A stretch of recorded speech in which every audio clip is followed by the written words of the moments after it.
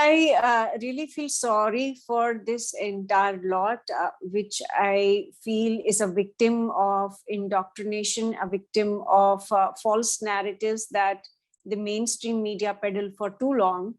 And I feel that they are the victims of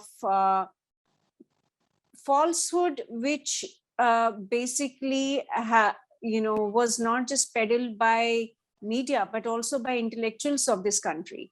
And so it got an intellectual sanction to repeat those lies consistently, persistently. And that's how this entire lot has come to a point where it's full of hatred, bigotry, and it's completely, I would say, prejudiced and biased, and I would say divorced from reason.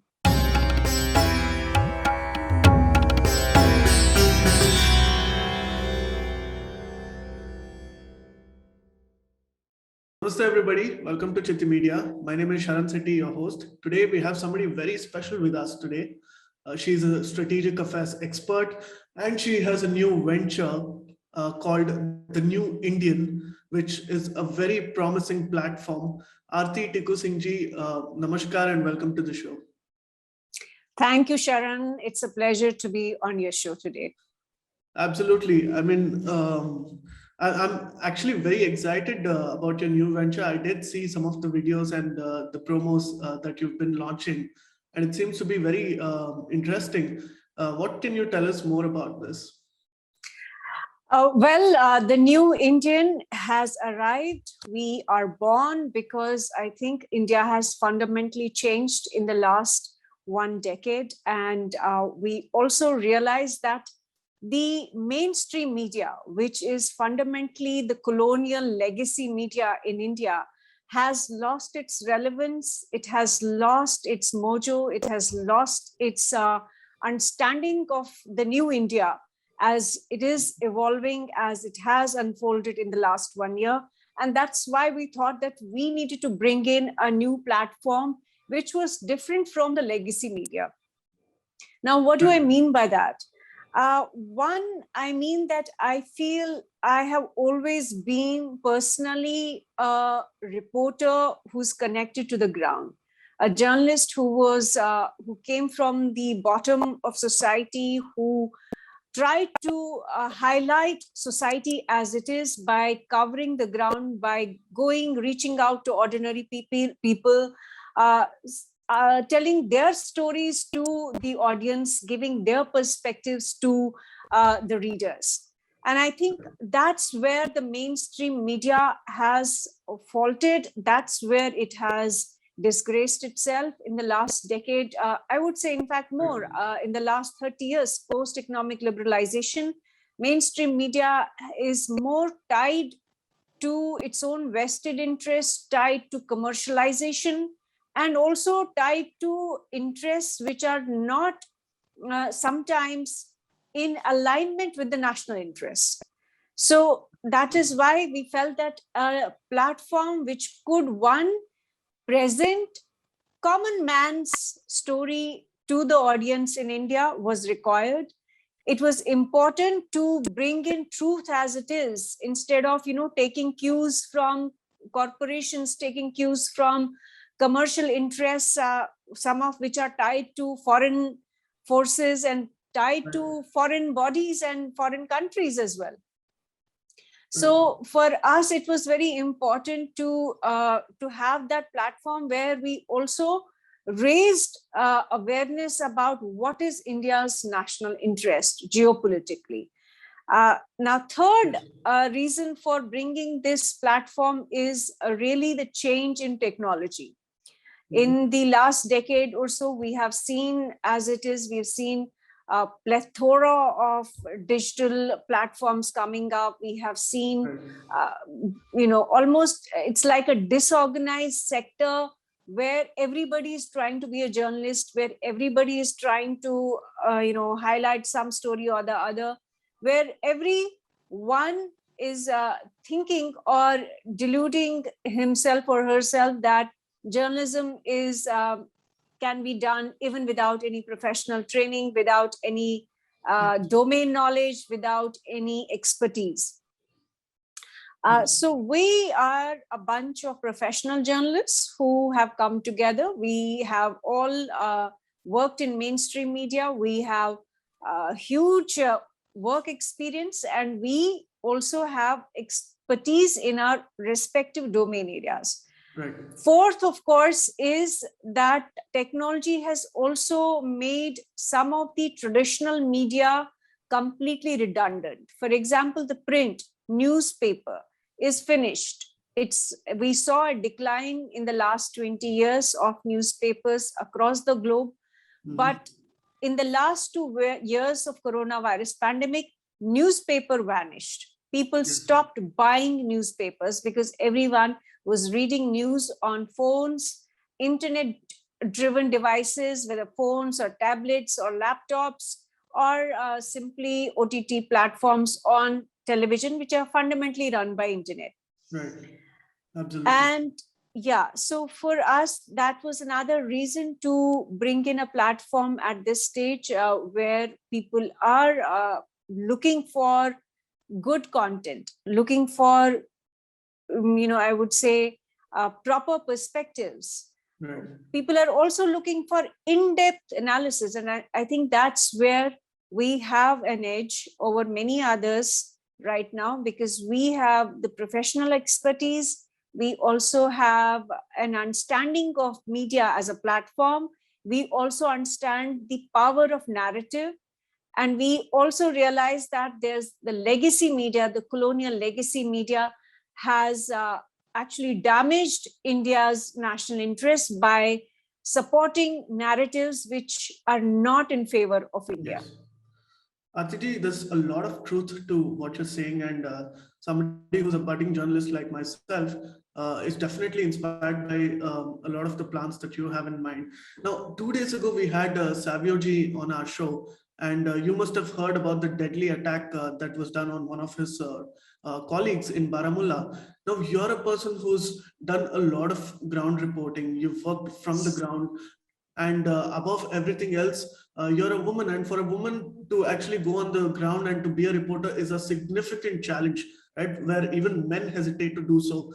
Now, what are the challenges that you've come across, and knowing such challenges exist, you are again going to the ground, going to the northeast, going to Kashmir, where the insurgency is present. What makes your drive this way? I think my personal journey had a huge influence on me, which was essentially that why did we get displaced from our home in Kashmir? Why were we evicted from our homeland? And in search of truth, I went on this journey, which was to read, which was to find out facts, which was to talk to people and find out what had happened. And that became a passion. As as a young child and as a teenager, I was interested in knowing facts, in finding out the truth, and that's what really drives me. I want to know the truth. Right. Second, yes. And second, of course, was I feel that our education as in school, I went to army school, and my understanding of nation, my understanding of the country, my understanding of the Indian Constitution came from schooling. And I think it has had a lasting imprint, because ultimately we are a civilization and now a republic for the last 70 years. And we owe not just to ourselves or to our families or to our communities, but also to the nation. And that feeling, is very strong in my mind, in my heart. And I feel that the founders of the Republic, of the Indian Republic, they laid a very good roadmap for this country, for this nation and this republic, which is a very, very old civilization. But we entered modernity with that constitution, and that constitution is our guiding light. And I feel that it is everybody's responsibility. When we were young, we all read fundamental rights, but very few kids probably remember directive principles. Very few people remember that their duties also enshrined in the Indian Constitution. And I feel that my sense of duty comes from the Indian Constitution. It comes from those fundamental principles on which we all are supposed to, work together. But although in India, in modern India, everyone remembers what their rights are, but nobody really knows what their duties are. I think I'm an old school journalist who was taught that journalism is essentially watchdog of society. It's essentially, it speaks truth to power, and it's essentially being the voice of the voiceless. And that's where I feel I owe it to this country, I owe it to this nation. And that's why the new Indian must perform all those responsibilities and duties with due diligence. Absolutely. We are 100% confident that it will. But that brings me to my last question. You spoke about how you're an old school journalist and that you have to bring truth to power. When you went to the US Congress and spoke about Kashmiri Pandits for the first time, perhaps, surprisingly, they even the Americans listened to you, but you were bullied at home. Now, even after the launch of the New Indian, the same kind of comments, came from the community that you would expect some sort of support from, even if you have ideological differences, right? Now you're seeing that these are the same people, and some of them are even expressing their support and sympathy to the Taliban and what is happening in Afghanistan. What is the solution and why is this rot existing? And how do you actually tackle with these problems?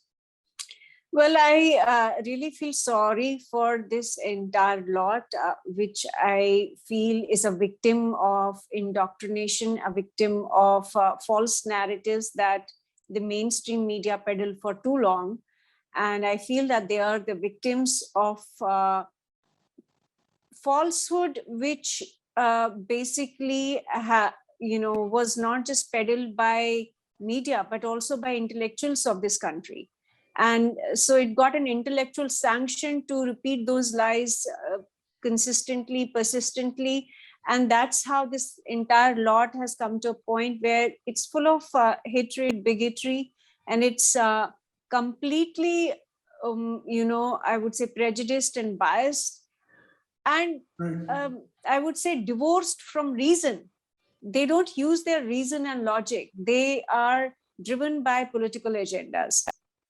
Right. Now, I did speak at the U.S. Congress, and I faced, I would say, it was a hostile environment. It was a hostile hearing in the U.S. Congress, and it was not opposed only to India, but it was particularly opposed to me, because I think somewhere part of the problem has also been the US foreign policy in the world in the last 30 years.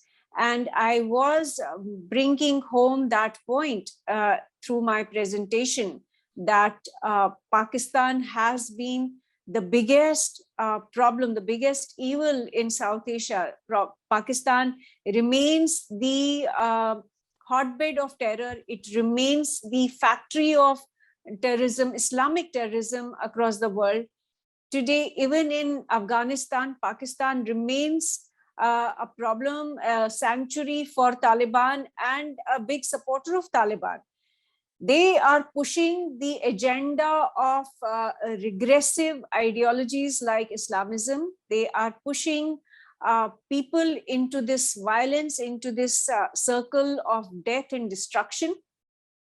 And somewhere the US is responsible for that, because US has been supporting and treating Pakistan as an ally. Now, China also, I would say, is partly responsible, because China also sees Pakistan as an ally. So in a way, if you really think about it, Pakistan is willing, Pakistan army and ISI are willing to be mercenaries of the two biggest superpowers of the world.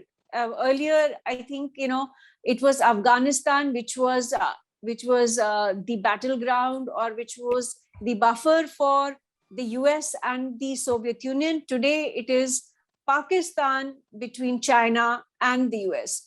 And as far as, what I did at the US Congress, I think given a chance, I would have done the same. I would have repeated the same. And I would have pushed my point even more vociferously as I did in 2019. And I think people will realize today that whatever I said in 2019 in that US congressional hearing has turned out to be true. Whatever I have been saying and writing for the last 2 decades about about Pakistan, about the US, about their foreign policy, every bit of it has turned out to be true. India is not evil. India is not an oppressor. India is not an occupier. India has always believed in harmony, peace, assimilation, coexistence, and pluralism. The testimony of this claim is the fact that India is a hugely diverse country, hugely diverse civilization. And if anyone thinks that, the US way or the Pakistan way or the Chinese way is going to lead world towards peace, they are mistaken, because the road to peace is essentially coexistence. It is essentially to to respect the peaceful, but not to respect the violent. And that's the difference that the US has not been able to understand. When you start showing respect to Pakistan, a terror state, when you start showing respect to Islamist regressive forces, you have already lost the battle. You're not in the battle. You are actually on the side of the oppressor. And that's the distinction India clearly has made. We are not on the side of Taliban. We are for coexistence. We are for peace, but with those who believe in peace, not with those who believe in Islamism and violence. Right.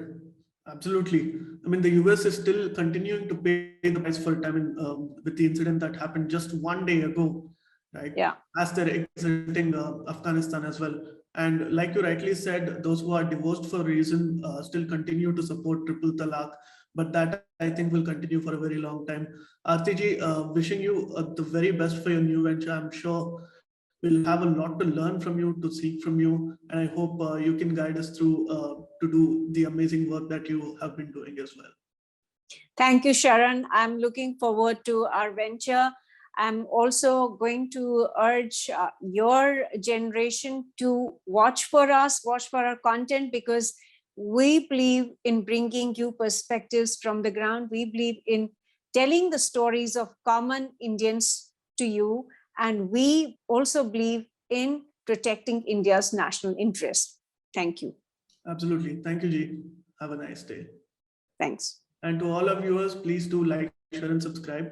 Until then, I'll be signing off. This is your host, Sharan Citti. Please remember to subscribe to us and switch on the notifications for this channel. For our other social media links, more content, and to support our work, please visit citti.net. धन्यवाद, नमस्कार.